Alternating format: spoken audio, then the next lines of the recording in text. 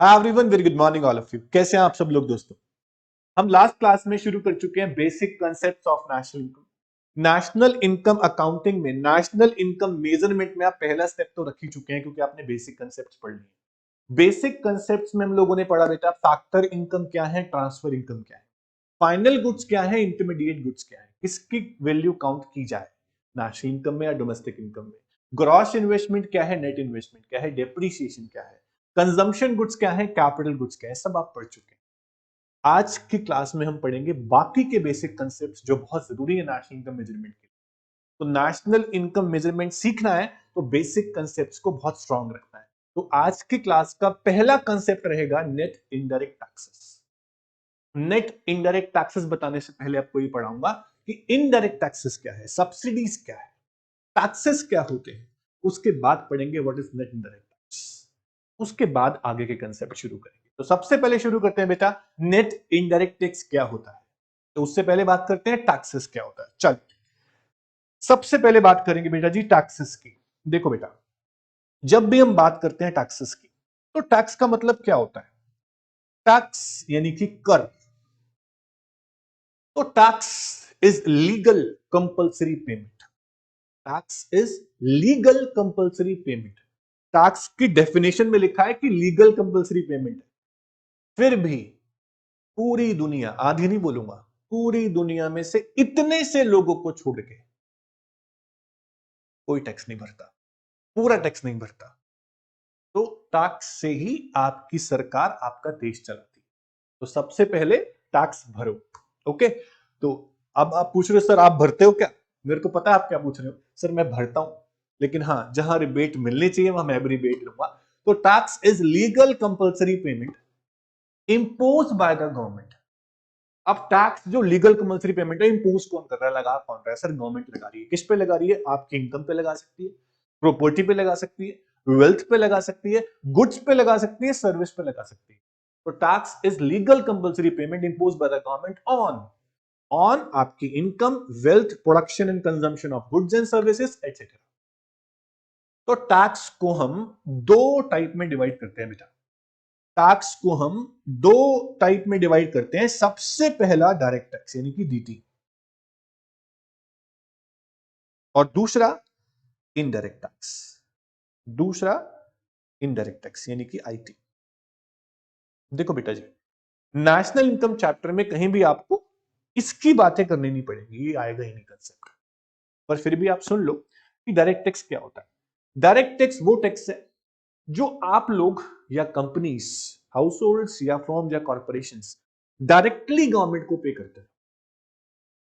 These tax can not be shifted to others. जिस पे government ने इंपोज किया उसी को पे करना है। या तो इनकम पे होगा, या प्रॉपर्टी पे होगा, या वेल्थ पे होगा, इस तरह से, या कॉर्पोरेट के प्रॉफिट्स पे होगा। तो डायरेक्ट टैक्स ये टैक्स होते हैं जो किसी पे शिफ्ट नहीं हो सकते। Burden to pay the tax can not be shifted to others. Liability to pay the tax can not be shifted to others. Direct tax जो होते हैं वो हमेशा प्रोग्रेसिव इन नेचर भी होते हैं। इनकम ज्यादा होएगी, टैक्स भी ज्यादा बनता जाएगा। लेकिन जो इनडायरेक्ट टैक्सेस है इसकी बात हमें करनी है नेशनल इनकम में बच्चों। इनडायरेक्ट टैक्स क्या होता है, ध्यान से सुनिएगा। Indirect tax refers to the tax which is imposed by the government on production and consumption of goods and services. On consumption and production of goods and services. सबसे पहले माइंड में आता है जीएसटी। एक ही टैक्स है, नया नया है ना। तो जो टैक्स गुड सर्विस के प्रोडक्शन पे या कंजम्पशन पे लगाया जाए, आप परचेज करेंगे गुड्स तो भी आपको टैक्स भरना पड़ता है, वो इनडायरेक्ट टैक्स है। कोई प्रोड्यूसर प्रोडक्शन कर रहा है तो भी उसको टैक्स भरना पड़ता है, वो भी इनडायरेक्ट टैक्स है। सर गुड्स एंड सर्विस की बात होनी चाहिए, इतना ध्यान रखना। जहां भी गुड्स सर्विस की बात आ रही है और वहां टैक्स की बात आ रही है ना, वो इनडायरेक्ट टैक्स। चाहे सेल पे हो, चाहे परचेज पे हो, चाहे कंजम्पशन पे हो, चाहे प्रोडक्शन पे हो, चाहे एक्सपोर्ट पे हो, चाहे इंपोर्ट पे हो, सब इनडायरेक्ट टैक्स है। डायरेक्ट टैक्स का रोल अलग है, वो इनकम प्रॉपर्टी से रिलेटेड है। इनडायरेक्ट टैक्स गुड्स और सर्विस से रिलेटेड है, इसलिए नेशनल इनकम में आया। क्योंकि नेशनल इनकम क्या होता है, value, money value of all final goods and services produced by normal resident of a country in accounting. तो यहां बात हो रही है इनडायरेक्ट टैक्स की। तो these are those tax which are imposed by government on production and consumption of goods and services. These taxes can be shifted to others. Liability and burden to pay the tax can be shifted to others. ये indirectly government को pay होते हैं.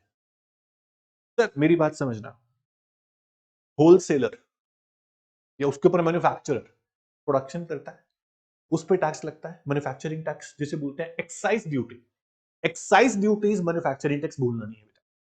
तो वो tax वो भरता है, क्या वो खुद ही भरता है? वो टैक्स आगे शिफ्ट कर देता है. मैन्युफैक्चरर जो है वो टैक्स आगे शिफ्ट कर देता है. होलसेलर सामान लेने के लिए आया, उसने पैसे दिए, के अंदर टैक्स था, होलसेलर ने पे किया. होलसेलर ने आगे बेचा रिटेलर को, उसने टैक्स भरा. उसने आगे बेचा, उसने आगे बेचा, अल्टीमेटली लास्ट में टैक्स किसने भरा? कंज्यूमर्स. तो ये टैक्स शिफ्ट होते जाते हैं. Indirect tax can be shifted to others. Goods पे लगता है, सीधा गवर्नमेंट को भरने नहीं जाते. लो जी मेरा टैक्स ले लो गुड्स के ऊपर. गुड्स के साथ प्राइस के साथ आप पे कर दो. लिखा होता है ना inclusive of all taxes. MRP पढ़ा है ना कभी आपने? एमआरपी गुड्स के पीछे है ना, उसमें लिखा होता है इंक्लूसिव ऑफ ऑल टैक्सेस. तो टैक्स आप साथ में भर देते हो, आपको पता ही नहीं चलता कि भर दिया आपने. समझ रहे हो? तो इनडायरेक्ट टैक्स छुपते नहीं है, हर कोई इसको भरता है. एक दूध का पैकेट भी आप लोगे ना छोटा, उसमें भी टैक्स है, वो भी आपने भरा है. गरीब हो या अमीर, ये टैक्स भरता है. तो इनडायरेक्ट टैक्सेस ये होते हैं. अब अगर आपसे पूछें सर एग्जाम्पल तो बता ही नहीं आपने इनडायरेक्ट टैक्स के. बेटा सेल्स टैक्स जो पहले लगते थे, बहुत सारे टैक्स वो बताऊंगा, क्योंकि ये भी चैप्टर में आपको क्वेश्चन में दे सकते हैं. सिर्फ जीएसटी नहीं होगा, और भी याद रखना है आपको. सेल टैक्स, सर्विस टैक्स, उसके बाद excise duty, manufacturing tax, entertainment tax. पता है सर क्या होता है? Entertainment tax, movies, cinema, shows आप जाते हैं, उनकी टिकट्स पे देखना आपको टैक्स मिलेगा. Value added tax, VAT. उसके अलावा जीएसटी आपको पता है, export duty, import duty, custom duty. ये मैंने एक्सपोर्ट ही लिख दिया, लिखना था मुझे एक्सपोर्ट ड्यूटी, कस्टम ड्यूटी. तो ये सारे जो टैक्स हैं बेटा, ये सब देखो ध्यान से आप, गुड्स और सर्विस पे. जीएसटी हमने लिख दिया. ये सब टैक्स जो है इन्हें बोलते हैं बेटा हम इनडायरेक्ट टैक्सेस. ये टैक्स इनडायरेक्टली गवर्नमेंट को पे होते हैं और एक गुड सर्विस पे इम्पोज होता है, प्रोडक्शन पे या कंजम्पशन. अब अगर मैं बात करूं सब्सिडीज की, तो क्या होती है?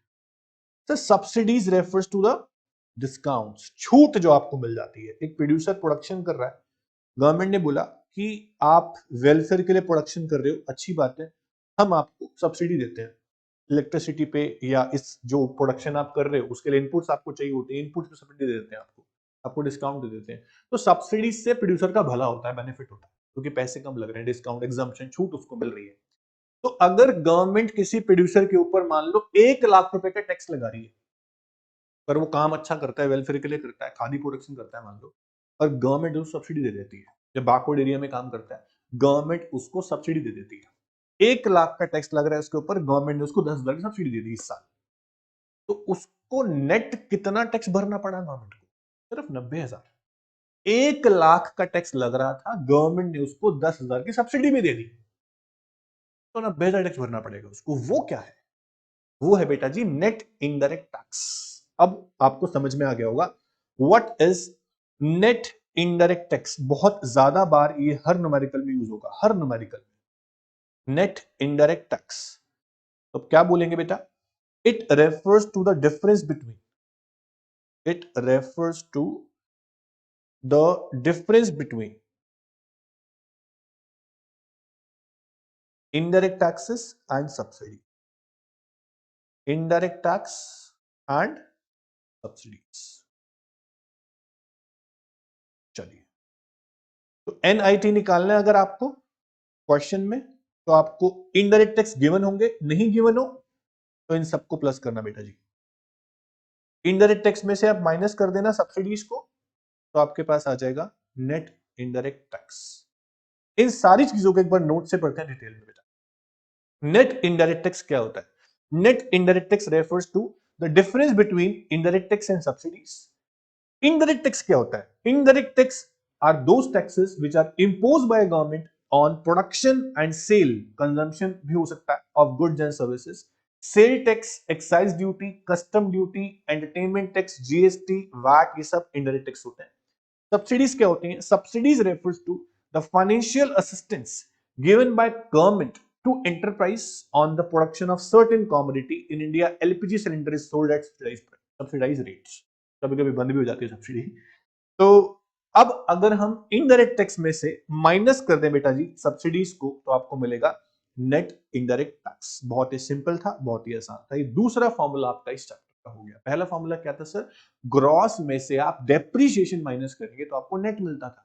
नेट में आप डेप्रीशिएशन प्लस करते थे, आपको ग्रॉस मिलता था। आपको दिखाता हूं, याद दिला देता हूं कि ग्रॉस इन्वेस्टमेंट में से आप डेप्रीशिएशन जब माइनस कर रहे थे बेटा, तो आपको नेट मिल रहा था। ऐसे ही नेट में आप डेप्रीशिएशन प्लस करेंगे, आपको ग्रॉस मिलेगा। अभी हमने किया दूसरा फॉर्मूला कि इनडायरेक्ट टैक्स में से अगर आप सब्सिडी माइनस कर देंगे, आपको मिलेगा net indirect taxes. That's it.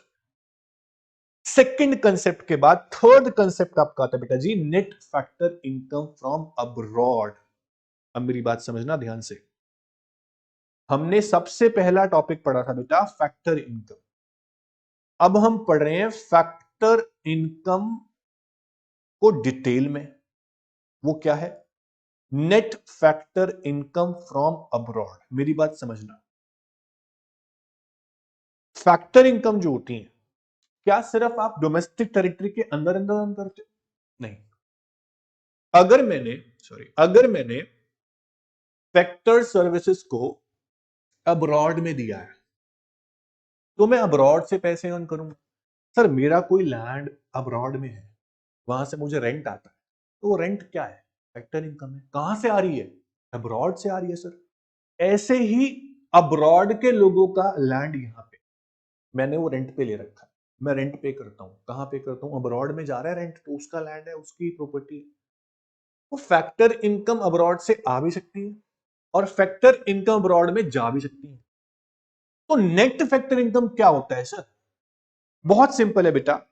Net factor income from abroad refers to the difference between refers to the difference between factor income from abroad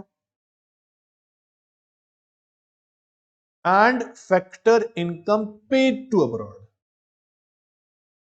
and factor income paid to abroad। ध्यान से सुनना बेटा जी, factor income from abroad and factor income paid to abroad.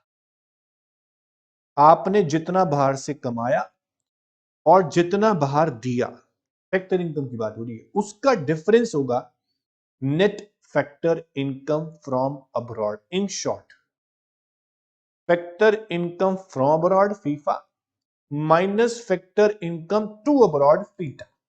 This is called NFIA, net factor income from abroad.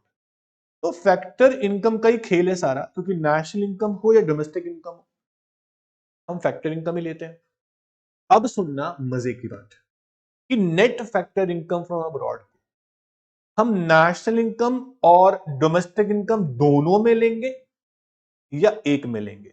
Sir बहुत simple है, आपका answer बहुत simple है, net factor income from abroad. Sir अगर आप डोमेस्टिक इनकम में, ध्यान से सुनिएगा, अगर आप डोमेस्टिक इनकम में जोड़ देंगे net factor income from abroad, अभी तक सिर्फ डोमेस्टिक टेरिटरी के अंदर जो फैक्टर इनकम थी वो डोमेस्टिक इनकम थी। अब आपने डोमेस्टिक इनकम में अब्रॉड की फैक्टर इनकम भी जोड़ दी, वो भी नेट, तो आपको मिलेगा बॉस नेशनल इनकम। सो एक और फॉर्मूला बन गया, डोमेस्टिक इनकम में अगर मैं जोड़ता हूं net factor income from abroad, तो मेरे को मिलता है बेटा जी नेशनल इनकम, और मैं नेशनल इनकम में से माइनस करता हूं NFIA, तो मुझे मिलेगा डोमेस्टिक। एक फॉर्मूला और बन के तैयार। अगर क्वेश्चन में net factor income from abroad नहीं दिया हुआ है, तो आप सिंपल से फॉर्मूला अप्लाई करेंगे, factor income from abroad minus factor income to abroad. ठीक है, factor income from abroad, factor income to abroad से ज्यादा भी हो सकता है और कम भी हो सकता है। अगर हमने अब्रॉड से ज्यादा कमाया है फैक्टर इनकम और दिया अब्रॉड में कम है, तो मेरा NFIA बेटा जी पॉजिटिव आएगा। मानते हो इस चीज को? अगर मेरा फैक्टर इनकम फ्रॉम अब्रॉड कम है लेकिन पेड टू अब्रॉड बहुत ज्यादा है, मैंने दिया बहुत ज्यादा है, कमाया बहुत कम है, तो मेरा NFIA बेटा जी नेगेटिव में आएगा। लेकिन जितना मैंने बाहर से कमाया है फैक्टर इनकम उतना ही मैंने अब्रॉड में दिया है, तो मेरा NFIA जीरो भी आ सकता है। तो NFIA net factor income from abroad can be positive, can be negative और कैन बी जीरो, तीनों हो सकता है बेटा जी। इस चीज को ध्यान से देखिए। NFIA क्या होता है बता दिया मैंने आपको। It refers to the difference between factor income from abroad rest of the world and factor income paid to abroad rest of the world, paid to abroad. Formula आपके सामने है। उसके बाद एक छोटी सी स्टेटमेंट है, फैक्टर इनकम फ्रॉम अब्रॉड क्या होता है?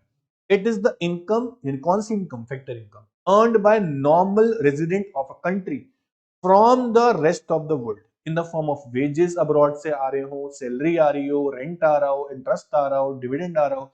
प्रॉफिट के पार्ट होते हैं सर ये। प्रॉफिट के पार्ट क्या होते हैं? Dividend, retained earnings. प्रॉफिट के पार्ट क्या होते हैं? डिविडेंड और रिटेन्ड अर्निंग्स। प्रॉफिट दो भाग में डिवाइड होता है, या तो आपकी कंपनी के प्रॉफिट को डिस्ट्रीब्यूट कर दिया जाएगा शेयर होल्डर्स को, उसे डिविडेंड बोल देंगे, और प्रॉफिट का कुछ पार्ट डिस्ट्रीब्यूट नहीं किया जो आपने अपने पास ही रख लिया कंपनी ने, वो रिटेन्ड अर्निंग्स है, या फिर अनडिस्ट्रीब्यूटेड प्रॉफिट उसे हम बोलते हैं। तो प्रॉफिट भी अब्रॉड से आ रहा है तो भी क्या है? वो फैक्टर इनकम फ्रॉम अब्रॉड। क्योंकि चार एग्जांपल थे बेटा जी, रेंट, इंटरेस्ट, वेजेस, प्रॉफिट, ये चारों अब्रॉड से आ रहे हैं तो फैक्टर इनकम फ्रॉम अब्रॉड है। यही चारों अगर आप बाहर पे कर रहे हो अब्रॉड को तो फैक्टर इनकम टू अब्रॉड है। उन दोनों का डिफरेंस जो होगा वो होगा NFI। तो NFIA net factor income from abroad, इसकी सिग्निफिकेंस क्या है, इंपॉर्टेंस क्या है? NFIA की सिग्निफिकेंस ये है कि ये डोमेस्टिक इनकम को नेशनल इनकम में कन्वर्ट करके दे सकता है। क्योंकि डोमेस्टिक इनकम में अगर मैं प्लस करूंगा net factor income from abroad तो मेरे को मिलेगा बेटा जी नेशनल इनकम, और अगर मैं नेशनल से माइनस कर दूंगा NFIA को मुझे मिलेगा डोमेस्टिक इनकम। तो NFIA net factor income from abroad can be positive, negative और जीरो। मैंने समझाया भी आपको। अगर factor income earned from abroad ज्यादा है पेड टू अब्रॉड से, डिफरेंस क्या होता है? NFIA का फॉर्मूला क्या होता है बेटा? Factor income from abroad minus factor income to abroad. अब अगर ये ज्यादा है और ये कम है तो आपका पॉजिटिव आएगा। फ्रॉम कम है, टू ज्यादा है, दिया आपने ज्यादा है तो नेगेटिव में हो गया, और दोनों बराबर है तो आप जीरो होगा NFI। तो NFI तीन हो सकता है, नेगेटिव भी, पॉजिटिव भी और जीरो भी। अगर क्वेश्चन में आपको NFIA गिवन नहीं है, net factor income from abroad given नहीं है, तो उसके तीन कंपोनेंट आपको याद करने हैं। तीनों ही फैक्टर इनकम है। कंपनसेशन मतलब वेजेस एंड सैलरीज अगर आ रही हैं अब्रॉड से, NFI का कंपोनेंट होगा। नेट इनकम फ्रॉम प्रॉपर्टी मतलब रेंट आ रहा है अब्रॉड से, एंटरप्रेन्योर को मिलता है प्रॉफिट, प्रॉफिट आ रहा है अब्रॉड से, फैक्टर इनकम है लेकिन अब्रॉड से आ रहा है, NFI का कंपोनेंट। रिटेन अर्निंग्स जो कंपनी ने डिस्ट्रीब्यूट नहीं किया, प्रॉफिट अपने पास ही रख लिया, अनडिस्ट्रीब्यूटेड प्रॉफिट उसे बोलेंगे रिटेन अर्निंग्स, ये भी NFI का कंपोनेंट है क्योंकि फैक्टर इनकम है। ये तीनों की तीनों इनकम अगर अब्रॉड से आ रही है तो NFI कंपोनेंट है। NFI ना दिया हो तो एक तरीका और है, इन तीनों को प्लस कर दो, इन तीनों को, इन तीनों को, तो आपका NFI आ सकता है बेटा। ये आपको याद करना है, ये लर्न करना है, बहुत इंपॉर्टेंट चीज है। ये यूज होगी कुछ न्यूमेरिकल्स में, जरूर यूज होगी, वो न्यूमेरिकल इंपॉर्टेंट हो जाएगा फिर। ये था आपका NFIA के कंपोनेंट्स। तो लिखा है साफ साफ, net factor income from abroad, net compensation of employ मतलब जितना वेजेस सैलरीज बाहर से आया। देखो आपकी कंट्री के लोग अब्रॉड में काम करते होंगे, अब्रॉड के लोग आपकी कंट्री में काम करते होंगे, तो जितना वेजेस सैलरीज आपने अब्रॉड के लोगों को दिया और जितना वेजेस सैलरीज आपने अब्रॉड के लोगों से लिया, अब्रॉड कंपनी से लिया, आपने कमाया, मतलब उसका डिफरेंस होता है नेट कंपनसेशन ऑफ एम्प्लॉयज। जितना रेंट आपको अब्रॉड से आया और जितना रेंट आपको अब्रॉड में देना पड़ा, उनका लैंड यहां पे है क्योंकि, उसका डिफरेंस होगा नेट इनकम फ्रॉम प्रॉपर्टी।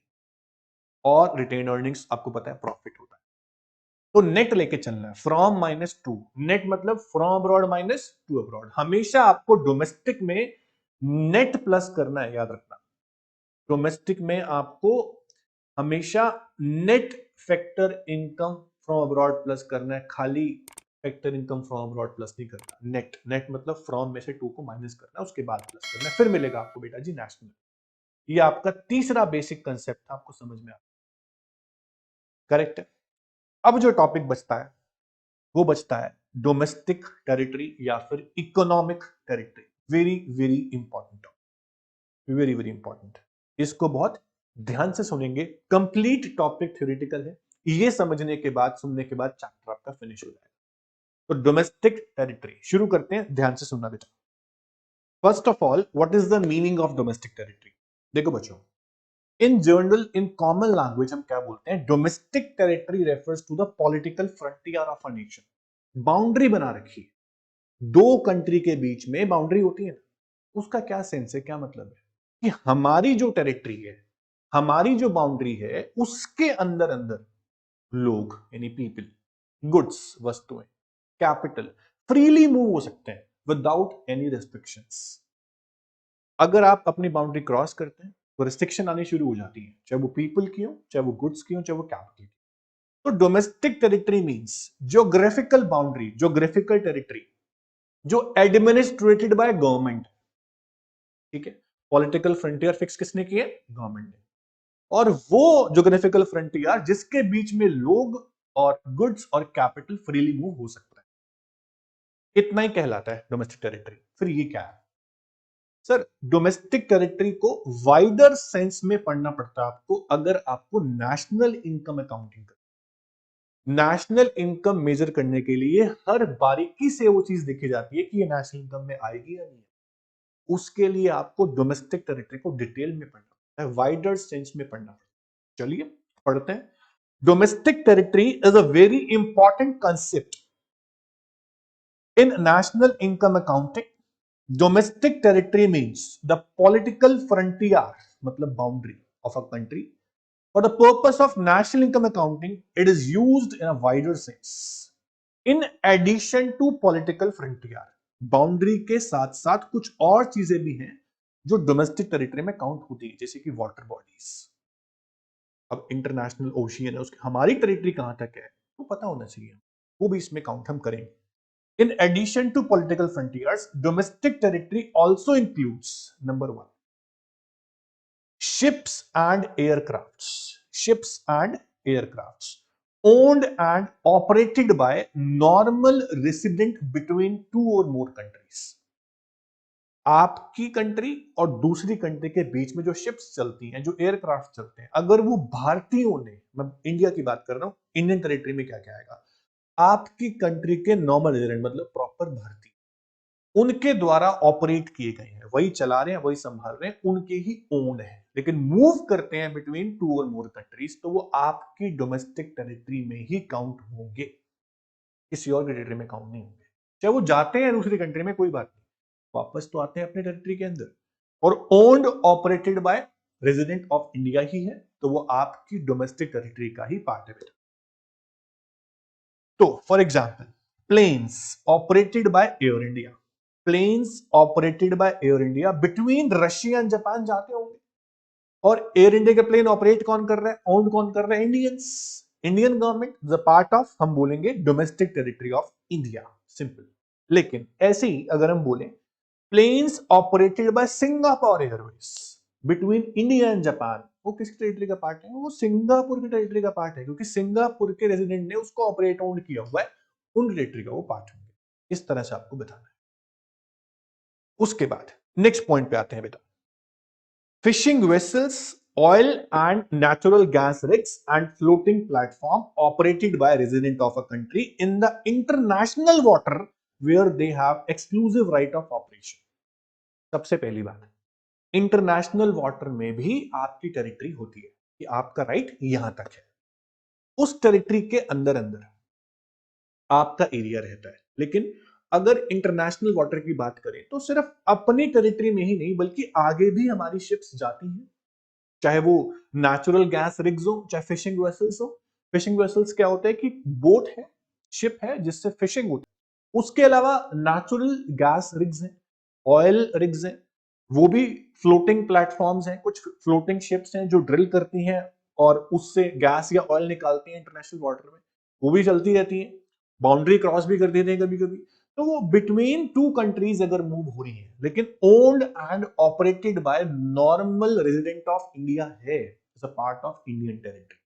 समझना, fishing vessels, oil and natural gas rigs, floating platforms और भी होते हैं, operated by resident of a country in the international water where they have exclusive right of operation. For example, fishing boats operated by Indian fisherman in the international water अगर वो जा रहा है, will be considered as a part of domestic territory of India, क्योंकि owned operated by Indians है। ठीक है, उसके बाद थर्ड पॉइंट वेरी इंपॉर्टेंट है, थर्ड पॉइंट ध्यान रखना, embassies, consulates and military establishment of a country located abroad। Sir हमारी कंट्री की एम्बेसी अब्रॉड में होगी, अब्रॉड कंट्रीज की एम्बेसी इंडिया में भी होती है। एम्बेसी, अगर आपकी कंट्री की एम्बेसी यूएसए में है, चाहे फ्रांस में है, चाहे रशिया में है, चाहे जापान में, दूसरे देश के कोने में, फिर भी आपकी डोमेस्टिक टेरिटरी का पार्ट होगा, चाहे वो हमारी इंडिया के अंदर नहीं बनी हुई, इंडिया से बाहर है, लेकिन एम्बेसी, मिलिट्री स्टेब्लिशमेंट्स और कॉन्सुलेट्स के ऑफिस, कॉन्सुलेट्स क्या होता है, डिप्लोमेटिक का ऑफिस, जिसका काम होता है दूसरी कंट्री के साथ रिलेशन बनाए रखना, ट्रेड के, पीस के, हार्मनी के। ठीक है, तो उसके लिए बाहर ऑफिस दिया जाता है। तो कॉन्सुलेट मतलब ऑफिस किसका, डिप्लोमेट का। तो ये कॉन्सुलेट्स और एम्बेसीज जो इमूवेबल बिल्डिंग्स हैं, ऑफिस हैं दूसरी कंट्री में, फिर भी आपकी डोमेस्टिक टेरिटरी का पार्ट होंगी, ये आपको भूलना नहीं है। ऐसे ही सिंगापुर की एम्बेसी इंडिया में, या जापान की एम्बेसी इंडिया में, रशिया की एम्बेसी इंडिया में, तो पार्ट ऑफ उनकी टेरिटरी, हमारा उससे कोई मतलब नहीं। एम्बेसी, मिलिट्री स्टैब्लिशमेंट्स और कॉन्सुलेट ऑफिस, ये तीनों चीजें आपको याद रखनी है कि कहीं भी हो अब्रॉड में, जिस कंट्री की है उसी कंट्री टेरिटरी का पार्ट होंगे। एग्जांपल दे रहा है, Indian embassy in Russia is a part of Indian territory, not Russian territory, ये भूलना नहीं है।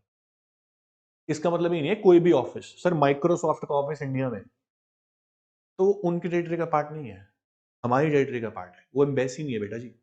रिलायंस का ऑफिस सिंगापुर में है, मान लो यूएसए में, रिलायंस का ऑफिस यूएसए में, तो यूएस टेरिटरी का पार्ट है। समझ रहे हो, जो भी आपकी टेरिटरी में आता है वो आपका है, या वो कुछ भी हो, एक्सेप्ट एम्बेसी किसी और कंट्री की, एक्सेप्ट कॉन्सुलेट्स के ऑफिस किसी और कंट्री के, एक्सेप्ट मिलिट्री एस्टेब्लिशमेंट किसी और कंट्री की। तीन चीजें छोड़ दो, या फिर इंटरनेशनल बॉडी कुछ छोड़ दो, डब्ल्यूएचओ हो गया, ये सब ये भी नहीं आते। तो डोमेस्टिक टेरिटरी में क्या आता है तो पढ़ लिया, अब सुन लो कि क्या नहीं आता। लिखा है यहां पे जो मैं बोल रहा था, एम्बेसी, कॉन्सुलेट मतलब diplomatic office, military establishment of foreign country in our country, हमारी टेरिटरी का पार्ट नहीं होगा। For example Japanese embassy India में, इंडियन टेरिटरी का पार्ट नहीं है, जापान टेरिटरी का पार्ट है। अगर जापान का कोई कॉन्सुलेट ऑफिस इंडिया में होता, जापानीज टेरिटरी का पार्ट होता। यूएसए की मिलिट्री एस्टेब्लिशमेंट अगर इंडिया में है, उनकी टेरिटरी का पार्ट है, हमारी टेरिटरी का पार्ट नहीं है। हमारी टेरिटरी में क्या नहीं आता, दूसरी कंट्री की एम्बेसी, दूसरी कंट्री के कॉन्सुलेट के ऑफिस और दूसरी कंट्री की मिलिट्री एस्टेब्लिशमेंट हमारी टेरिटरी का पार्ट नहीं होगी। ठीक है, तो अब एक और पॉइंट है क्या नहीं आता, international organization like UNO, United Nation organization, WHO, located within the geographical boundary of a country, तो हमारी टेरिटरी का पार्ट वो नहीं होगा। सिंपल है। अब कुछ पॉइंट है आपको बताना है कि डोमेस्टिक टेरिटरी का पार्ट होगा या नहीं होगा। देखो बेटा, इंडियन कंपनी है लंदन में, is a part of London की टेरिटरी, हमारा कोई मतलब नहीं है, उनकी बाउंड्री के अंदर आते हैं ना इंडियन कंपनी, उनकी टेरिटरी का पार्ट है। एम्बेसी होती, अगर इंडियन एम्बेसी लिखा होता तो मानता मैं मेरी टेरिटरी का पार्ट है। माइक्रोसॉफ्ट का ऑफिस इंडिया में है, तो इंडियन टेरिटरी का पार्ट है, हमारी बाउंड्री के अंदर आता है। Company in India owned by Japanese, owned है चाहे कुछ भी है, the part of domestic territory, the part of domestic territory of India. उसके बाद office of Reliance in New York, New York territory का पार्ट है। हमारी का पार्ट नहीं है, उनकी टेरिटरी में आता है। Branch of foreign bank in India Indian territory का पार्ट है। इंडियन एम्बेसी इन जापान, अब बताओ, इंडियन एम्बेसी इन जापान, ये एम्बेसी है, एम्बेसी हमारी है, किसी भी देश के कोने में हो, हमारी टेरिटरी का पार्ट है, इंडियन टेरिटरी का पार्ट है। Branch of SBI in China, Chinese territory का पार्ट है। रशियन एम्बेसी इन इंडिया, तो रशिया की टेरिटरी का पार्ट है, चाहे इंडिया में, क्योंकि एम्बेसी। टाटा ने अपनी बिल्डिंग रेंट पे दी है गूगल को अमेरिका में, तो अमेरिका में बिल्डिंग है ना, अमेरिकन टेरिटरी का पार्ट है। इस तरह से आपको क्वेश्चन सॉल्व करने हैं। ये आपका डोमेस्टिक टेरिटरी वाला टॉपिक फिनिश होता है दोस्तों। Chapter number 2 basic concept of national income में फिनिश कर लिया।